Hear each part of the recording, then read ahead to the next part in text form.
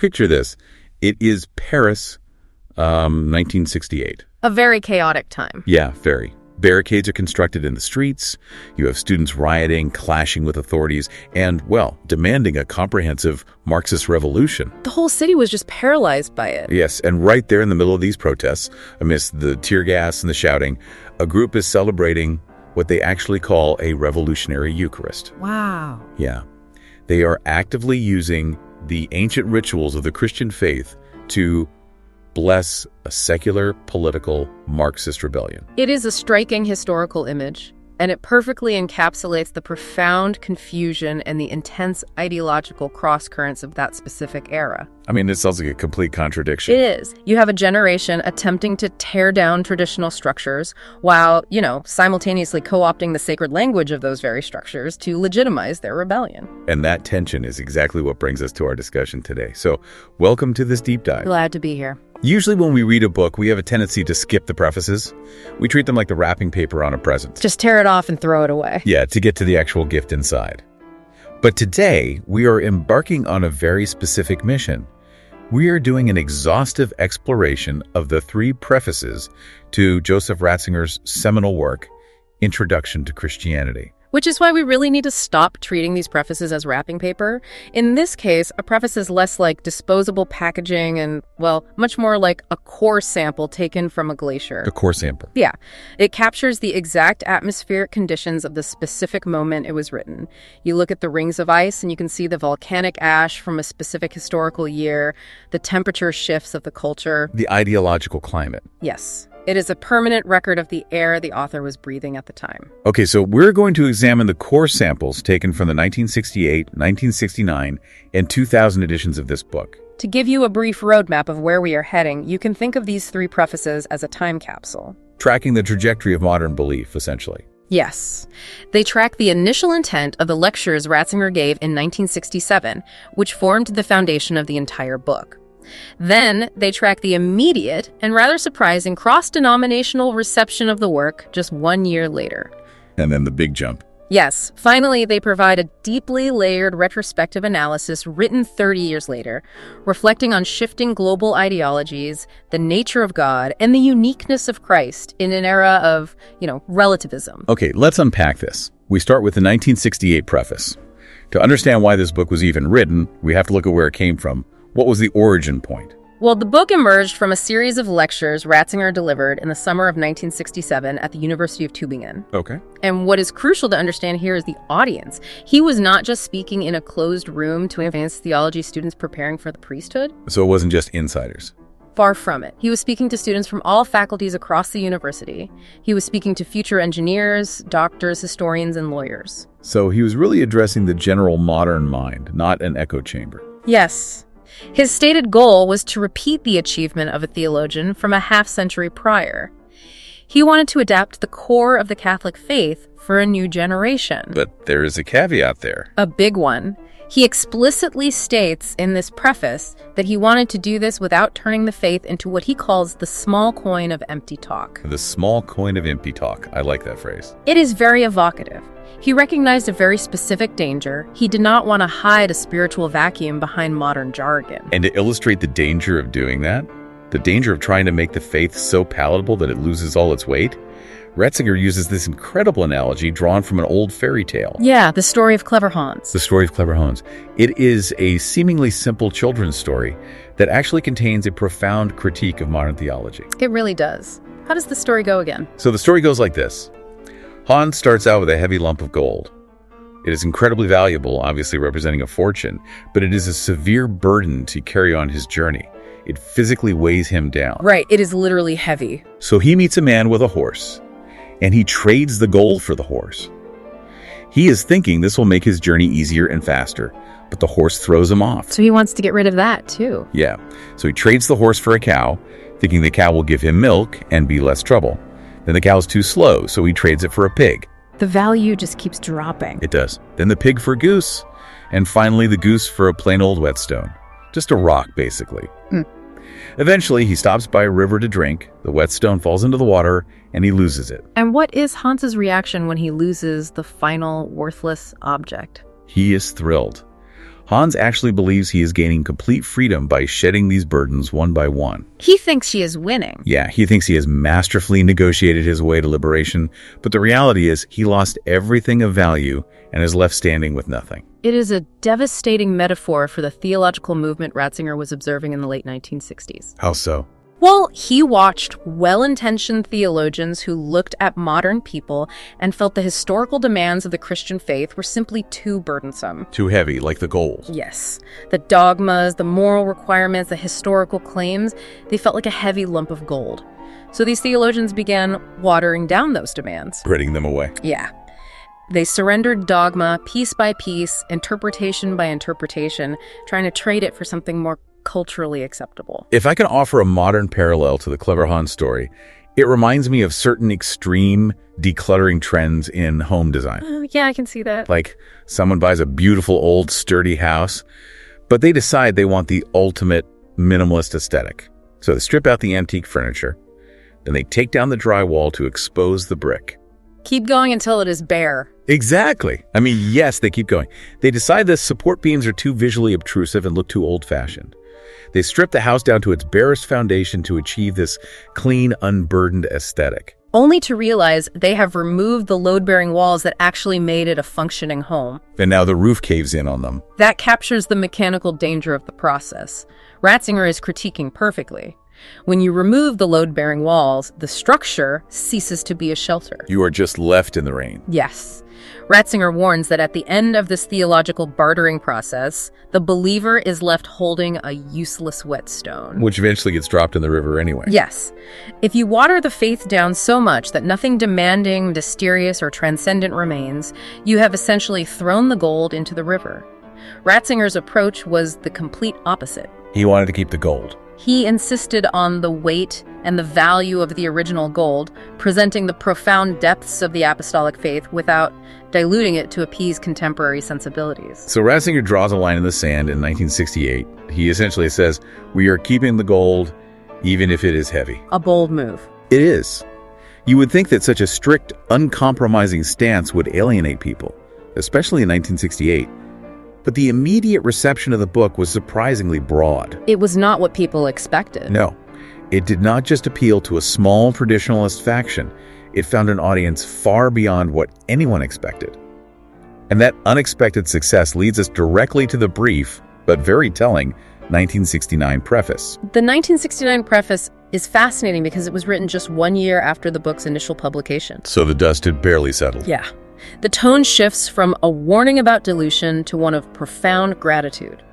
Ratzinger notes the book's extraordinary reception across the boundary of East and West, and importantly, across denominational lines. I want to highlight a very specific detail from that 1969 text. It seems like a minor clerical note, but it carries so much weight. It really does. Ratzinger explicitly thanks a Protestant pastor for compiling the index of Bible passages for the new edition of the book.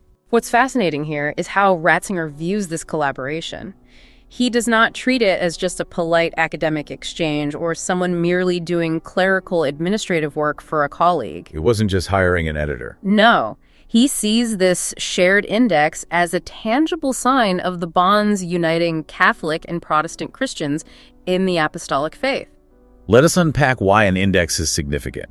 An index of Bible passages is essentially the map of the book's foundational authority. That is a great way to put it. By having a Protestant pastor compile the biblical map for a Catholic theologian's book, it is as if they are demonstrating in real time that they are standing on the same ground. They are looking at the same map. Indeed, it demonstrates how Ratzinger separates the core apostolic faith from historical denominational friction. He is finding that common bedrock. He achieved this broad appeal, this cross-denominational resonance, not by watering down the theology to find a lowest common denominator. He did not play the role of Clever Hans. He didn't trade away the heavy parts just so everyone could agree. Yes.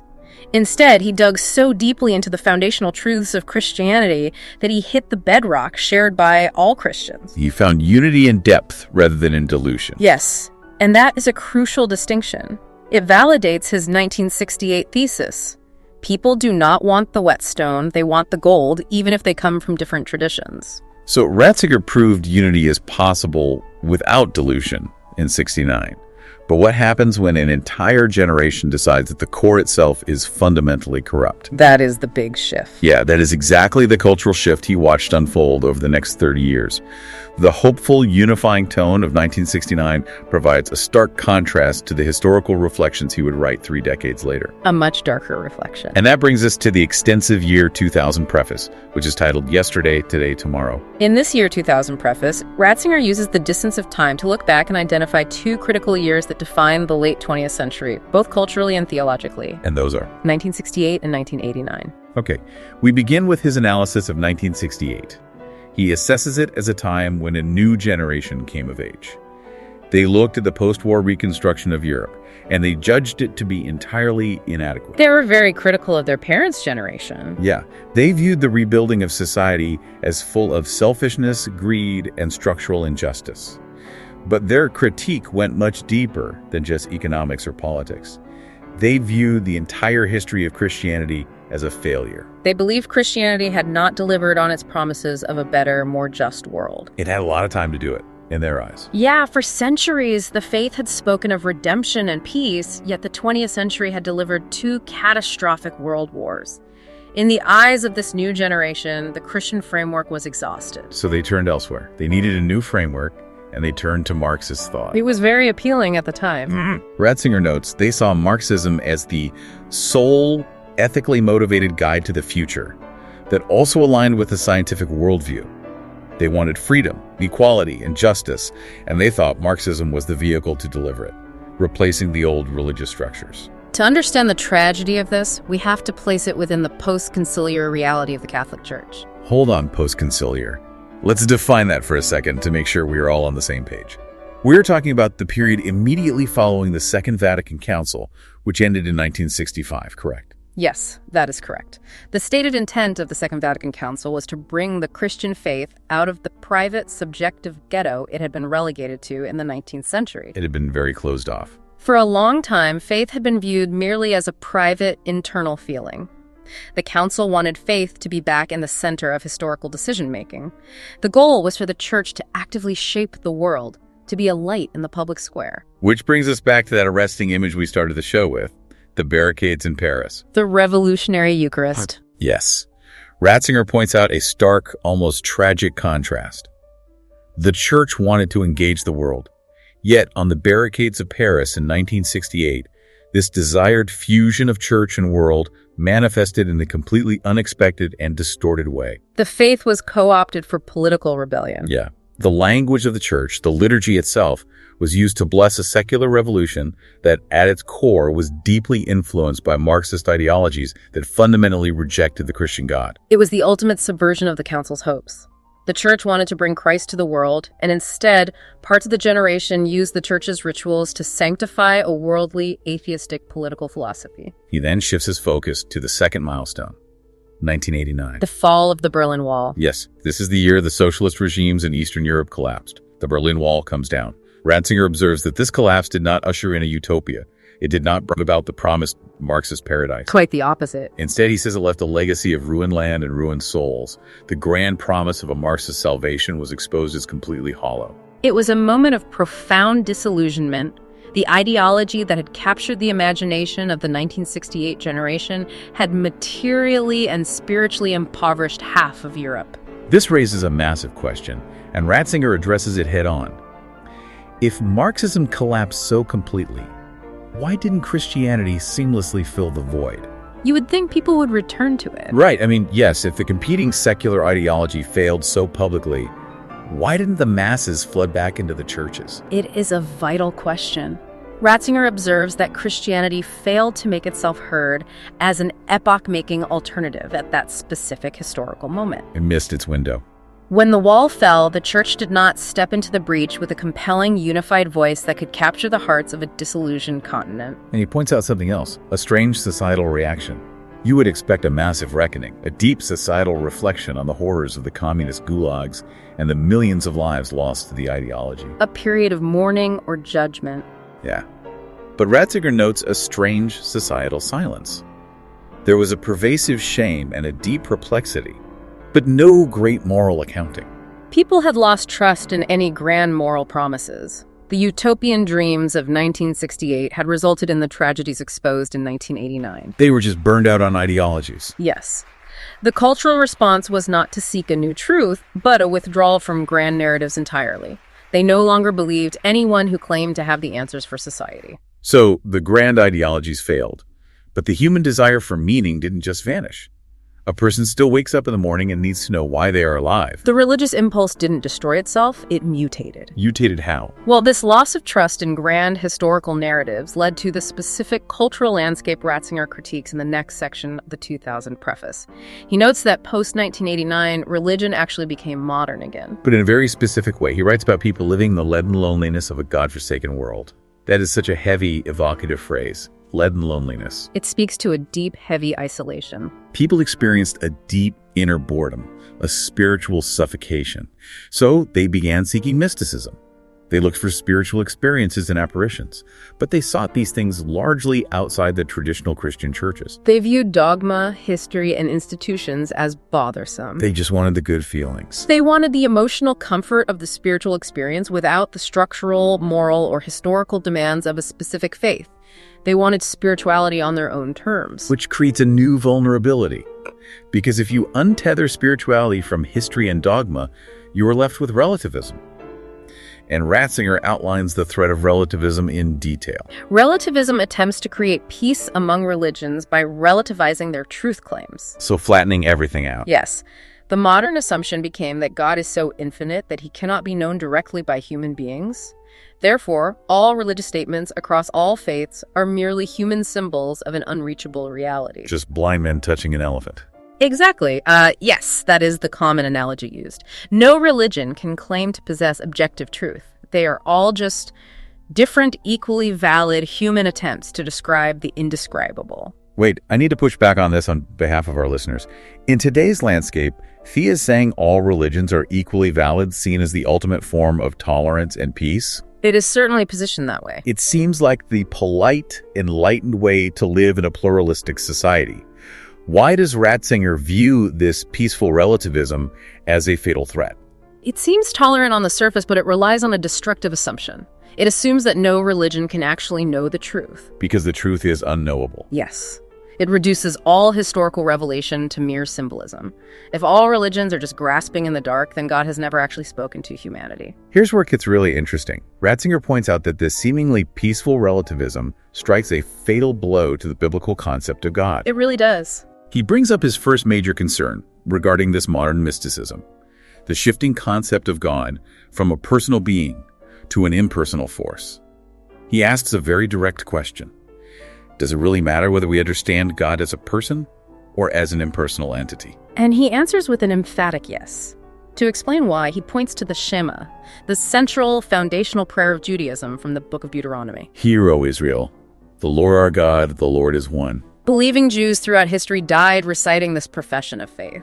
The Bible uses a name for God. A name is not just a label. A name implies the ability to be called upon. Yes. A name implies a relationship. It implies a being who can speak, who can hear, and who can answer. If you think about it, an impersonal energy field is safe. It is comfortable. Yeah. If you treat God as just a mystical energy you tap into, it makes no moral demands on you. You can control an energy field, theoretically. Yeah, you can try to manipulate an energy field, but an energy field cannot love you. It cannot hear your prayers when you are suffering, and it certainly cannot act in human history to bring about justice. That is the core distinction Ratzinger is making. If God is reduced to an impersonal, mystical concept, the very heart of biblical faith is struck. You lose the core of it. Yes. Ratzinger insists that the biblical faith requires a God who is personal, a God who acts, who speaks, and who hears the cry of the oppressed. This relativizing process doesn't just stop at the concept of God the Father. If you view God as an unreachable, impersonal force, it directly impacts how you categorize Jesus Christ.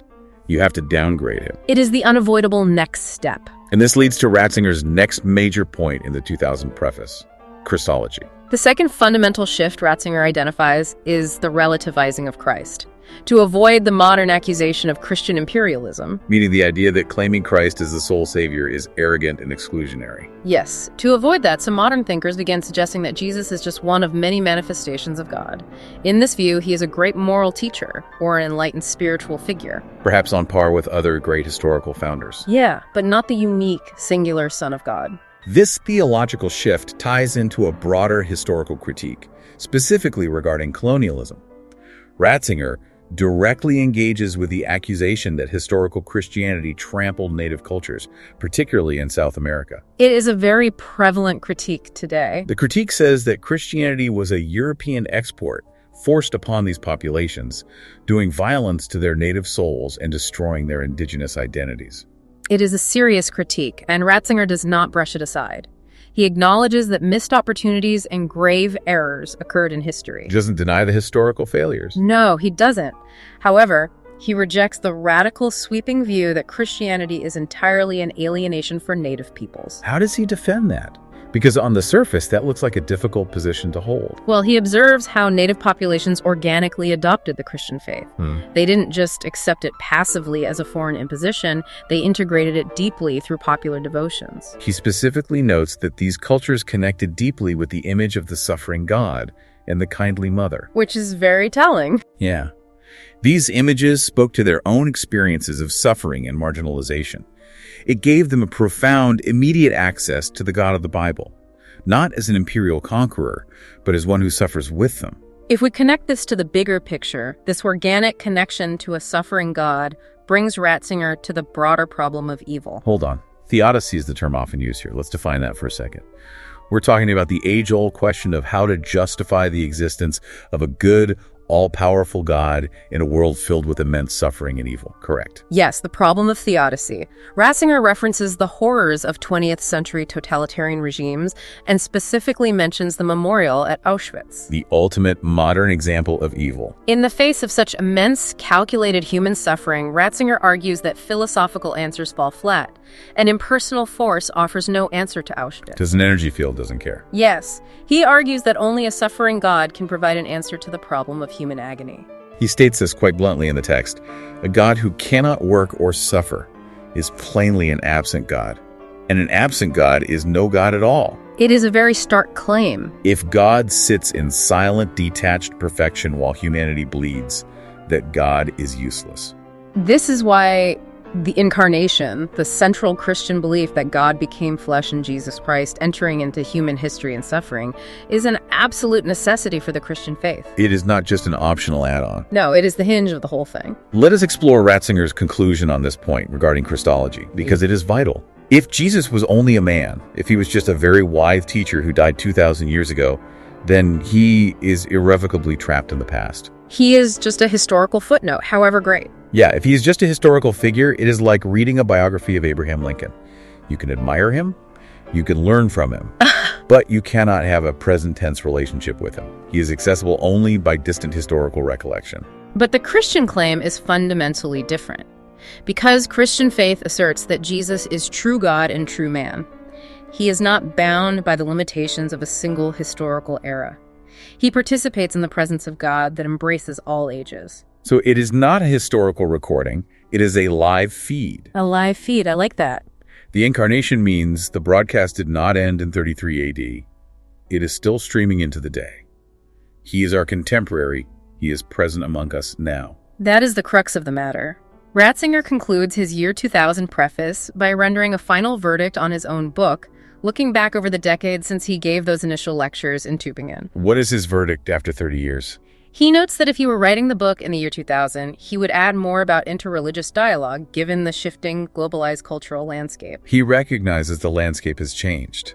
Yes. However, he maintains that his fundamental approach remains correct.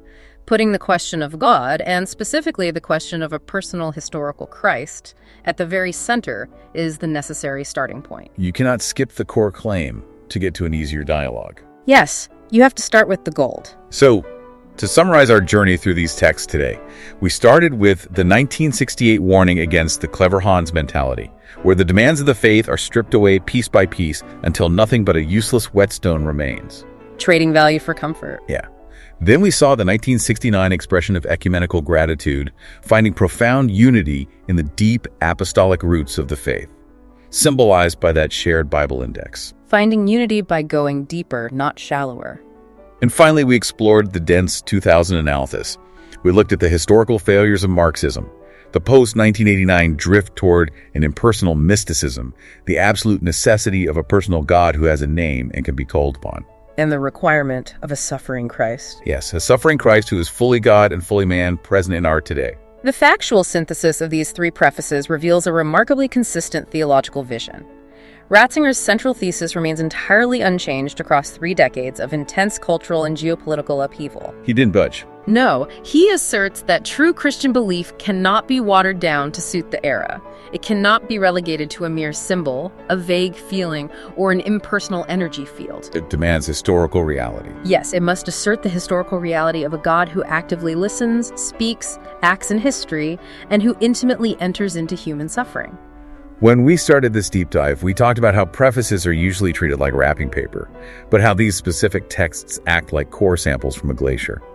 We have looked at the ice from 1967, 1969, and 2000. And the samples are very clear. Yeah, and while the volcanic ash of 1968 student revolts and the shifting temperatures of 1989's geopolitical collapses are clearly visible in those layers, the core itself, the insistence on the weight and reality of the foundational Christian claim, remains solid. It is a permanent record of a continuous theological defense. And as we close this deep dive, I want to leave you with a final thought to mull over, drawing directly from Ratzinger's historical analysis. We discussed how society, disillusioned by the failed ideologies of the 20th century, retreated from a personal God into the safety of an impersonal mystical force. An energy field that makes no demands. Yes. But consider the historical consequence Ratzinger points to. If an impersonal force is ultimately unable to answer the problem of human suffering, as we see at Auschwitz, then what is the long-term societal consequence of abandoning a God who hears and speaks? It is a sobering question. When a culture faces genuine historical tragedy, and its only remaining theological framework is to send thoughts into a silent, indifferent void, the isolation Ratzinger described as a leaden later, loneliness isn't just a passing phase. It becomes the permanent historical condition. It is a sobering reflection on the texts we've explored today.